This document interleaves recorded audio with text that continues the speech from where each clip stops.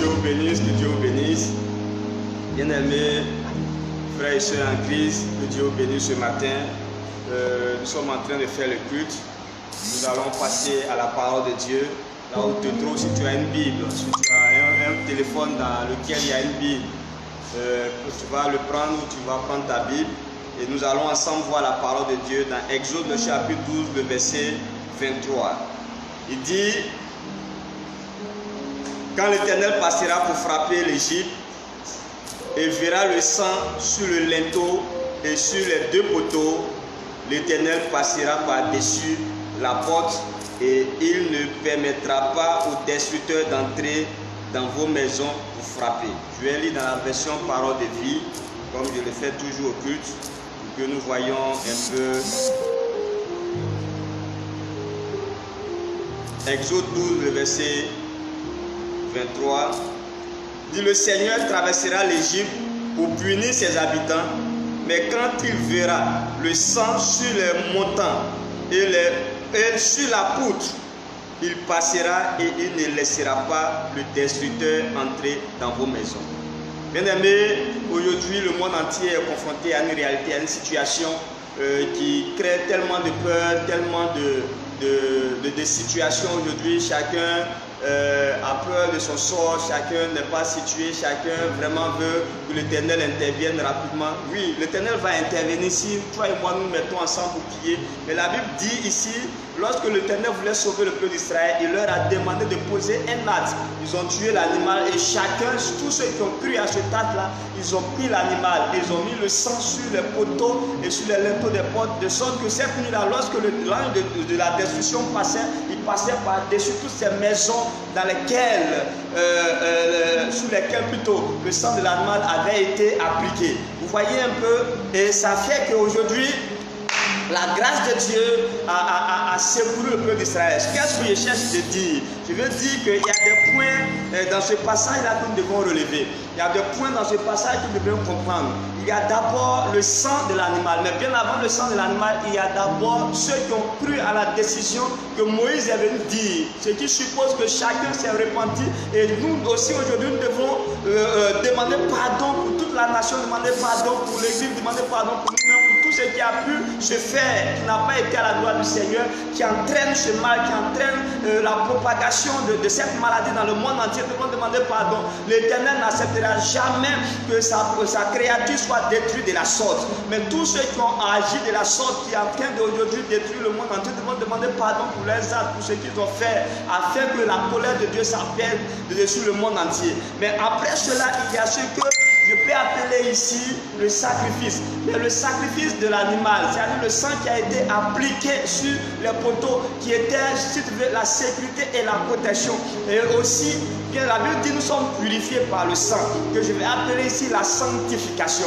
La sanctification sans laquelle nous ne verrons le Seigneur. On doit apprendre à se sanctifier, on doit apprendre à marcher selon la voie du Seigneur et à se rapprocher plus du Seigneur pendant ces moments de difficulté. Bien aimé, il est important que cela ne soit pas une occasion pour chacun de nous de s'éloigner du Seigneur pour dire que l'Éternel aurait pu empêcher cela. Pourquoi est-ce qu'il a permis que cela arrive? L'Éternel est Dieu, il fait ce qui lui semble bon de faire.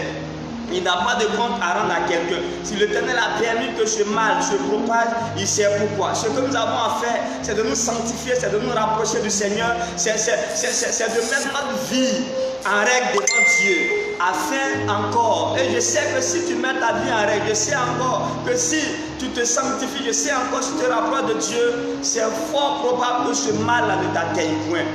Pourquoi? Parce que Dieu ne permettra pas que le mal, même quand le mal a frappé le juge, il le délivre. On a tellement d'exemples aujourd'hui, les hommes de Dieu ou des chrétiens qui vivent selon la parole de Dieu, qui ont été atteints de ce mal, ont été guéris parce que l'Éternel a encore besoin d'eux. Que cela ne soit pas une occasion pour toi de t'éloigner du Seigneur, que cela ne soit pas une occasion pour toi d'abandonner Christ, que que cela ne soit pas une occasion pour toi de t'adonner à d'autres pratiques.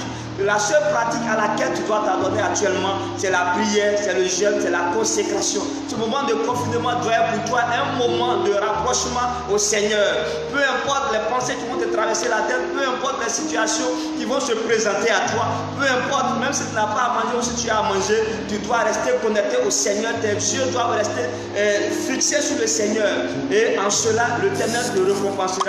Il te félicitera. Et je voudrais exhorter tout un chacun à tenir ferme. À tenir ferme. Parce que après cela, la gloire de Dieu va rayonner. Après cela, la puissance de Dieu va s'exposer. Il faut que tu fasses partie de ceux qui vont au Dieu des gloires, rendre gloire au nom du Seigneur Jésus après ces temps, après ces difficultés qui sont en train de passer. Et c'est pour ça que j'exhorte tous les fidèles de l'église Force de la Cité à tenir ferme. Je vous exhorte à marcher fidèlement dans la présence de Dieu et à prier jusqu'à ce que ce mal-là soit totalement éradiqué de la Côte d'Ivoire, mais surtout du monde entier. Que ce virus-là disparaisse tel qu'il est venu dans le nom de Jésus-Christ de Nazareth. Bien-aimés, je ne vais pas être long ce matin parce que nous avons prévu faire 1 heure du temps avec vous. Mais je veux nous mobiliser, nous appeler à la prière, nous inciter à la sanctification, au rapprochement du Seigneur. Et chacun d'entre nous doit pouvoir, dans ces temps difficiles-là, prier le Seigneur jusqu'à ce qu'il voie la solution au devant de lui. Alléluia. Alléluia. Toi qui me poses, je te dis alléluia ce matin. Et je voudrais que tu répondes par amen là où tu es, en sachant que le pire n'est pas encore arrivé et le pire n'arrivera pas. Le pire n'arrivera pas.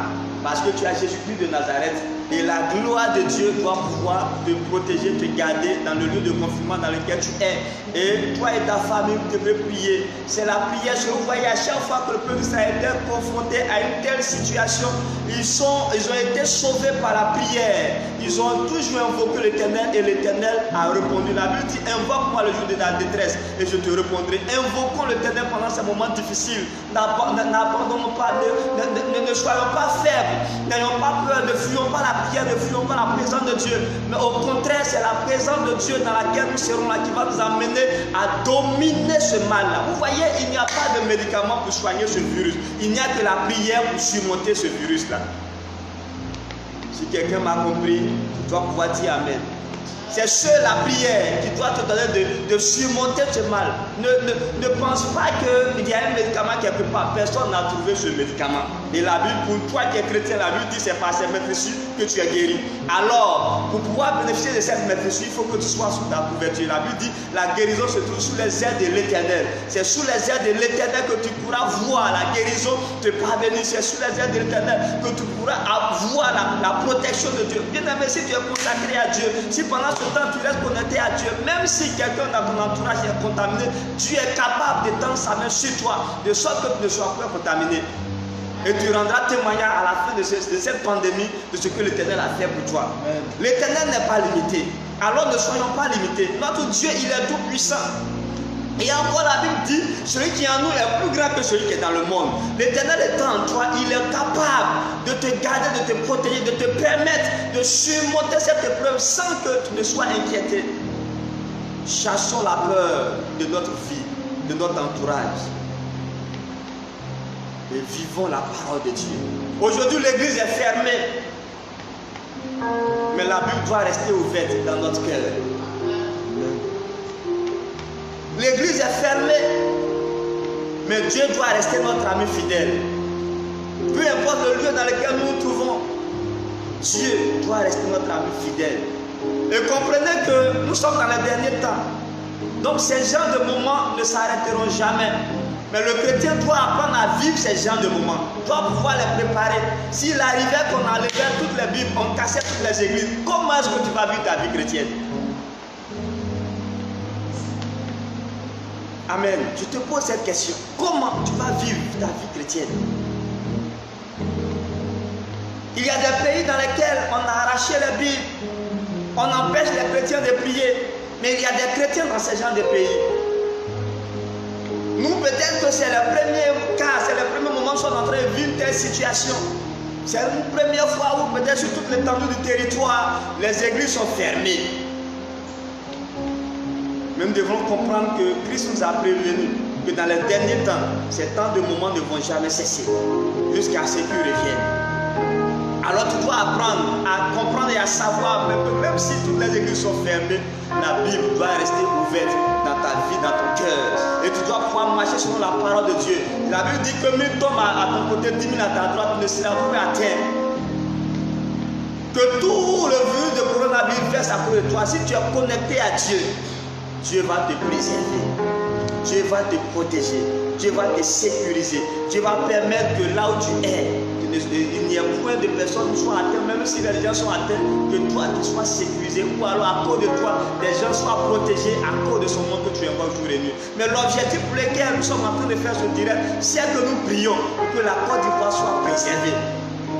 Amen. Que la Côte d'Ivoire soit préservée, que les contaminations s'arrêtent au nom de Jésus. Que le sang de Christ, qui est le sang de la purification, empêche cette contamination massive au nom de Jésus-Christ de Nazareth. Ça doit être notre sujet de prière, ça doit être le temps de prière dans lesquels nous devons invoquer l'Éternel afin qu'il agisse de toutes ses forces dans cette nation. Gloire à Dieu.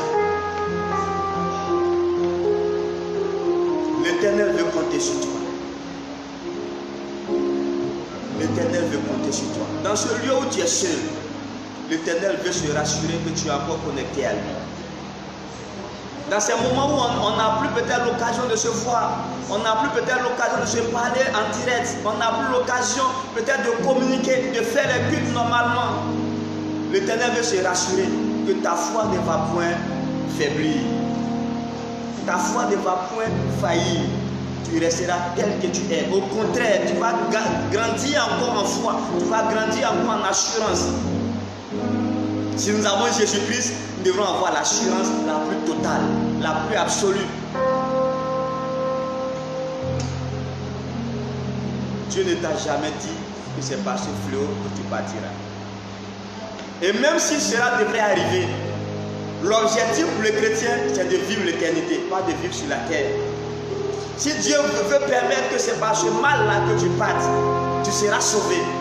Et c'est pour ça que tu ne dois pas renoncer à la sanctification, tu ne dois pas renoncer à la prière, tu ne dois pas renoncer à la consécration. Mais je prie ce matin que le sang de Christ te couvre au nom de Jésus. Je prie ce matin que la puissance de Dieu te couvre, que tu ne sois point atteint au nom de Jésus-Christ de Nazareth.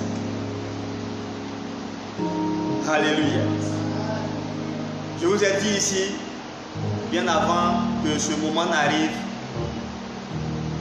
que nous vaincrons. Et qu'à la fin de cette pandémie, quand nous allons faire le bilan, qu'aucun membre de l'église Foursquare cité référence ne soit emporté au nom de Jésus-Christ.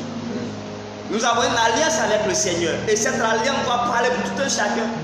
Peu importe la situation, cette alliance doit parler pour toi. Alors la dernière chose à te dire, sois dans l'assurance. L'assurance la plus absolue qui puisse exister. L'assurance la plus totale. Amen. Et cette assurance doit pouvoir faire grandir ta foi. La foi qui nous dit c'est une ferme assurance des choses qu'on espère et une démonstration de celles qu'on ne voit pas. Je commence déjà à démontrer que dans ce pays, je ne serai point atteint. Je commence à démontrer par ma foi que le pays ne sera pas envahi par ce virus. Je commence à démontrer que ma foi est au-dessus de la médecine.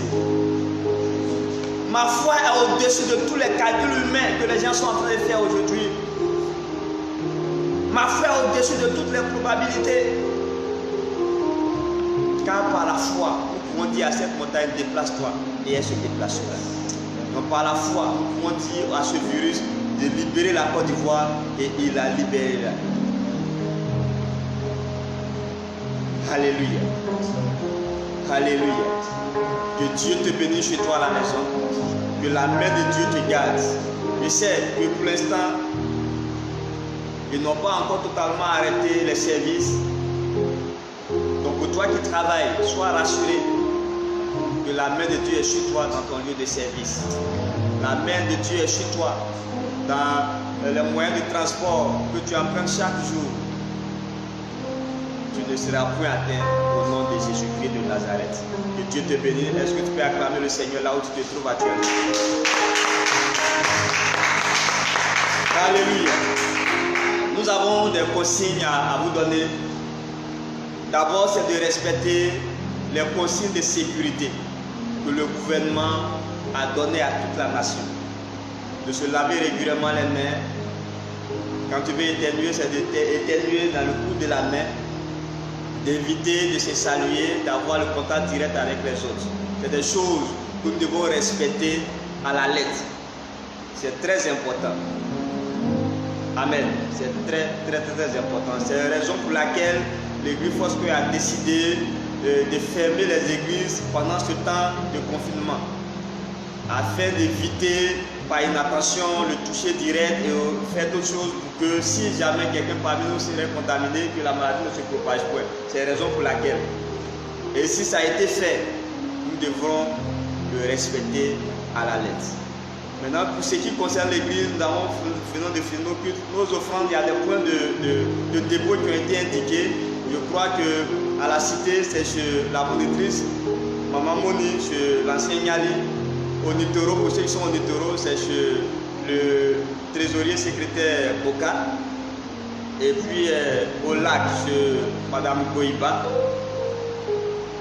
Maintenant, pour ceux qui peut-être qui ne sont pas dans ces différents lieux, qui ont leurs offrandes, vous pouvez appeler directement le gestionnaire, le trésorier ou la trésorière pour déposer vos offrandes et vos dîmes. Parce que pendant ce temps de difficulté, l'Église doit bien vivre, l'Église doit continuer à prendre, à supporter ses charges. Et l'Église repose sur toi. Alléluia. Alléluia. Donc nous voulons bien te passer cette information pour que rien ne change. Nous faisons comme si tout était normal. Et tout est normal par la grâce de Dieu. Amen. Donc que Dieu te bénisse. Et là où tu es, je sais que les gestionnaires vont revenir dessus dans les communications, tout et tout. Mais une deuxième chose, c'est que nous sommes en train de prévoir un canal de communication qui sera propre à l'église. Et nous allons peut-être pour les jours à venir faire les cultes par ce canal-là, qui sera encore beaucoup plus approprié par rapport à Facebook. Et quand la communication va vous envoyer des messages, acceptez le lien et téléchargez l'application qui va nous permettre de nous connecter. Même si on 1000 personnes, nous allons nous connecter et faire des cultes en direct par vidéo. Et chez toi à la maison, tu pourras intervenir, tu pourras peut-être dire quelque chose et on pourra prier, les uns et les autres vont prier, on va se voir et ça va être comme si nous étions rassemblés dans l'église. Et c'est ce que nous demandons parce que comme on l'a dit, on ne peut pas se retrouver chez quelqu'un, on ne peut pas aller, on se rassembler actuellement, chacun doit rester chez lui, mais il faut bien qu'on trouve le moyen par lequel nous allons rester ensemble. Et c'est ce moyen-là que la communication va vous communiquer au cours de la semaine. Donc, veuillez accepter ces liens, veuillez télécharger cette application, que nous soyons continuellement en contact. Que Dieu te bénisse.